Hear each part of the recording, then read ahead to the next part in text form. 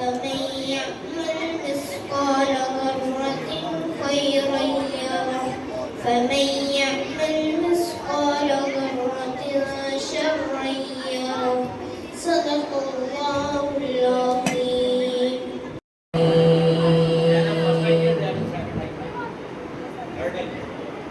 إذا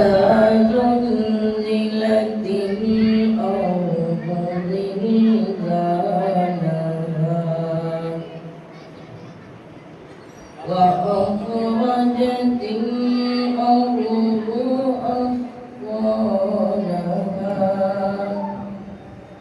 وقال الإنسان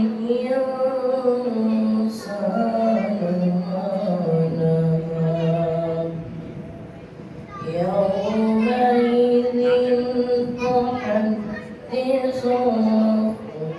أخبارها بأن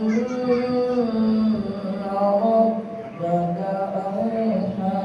لها يومئذ يصدر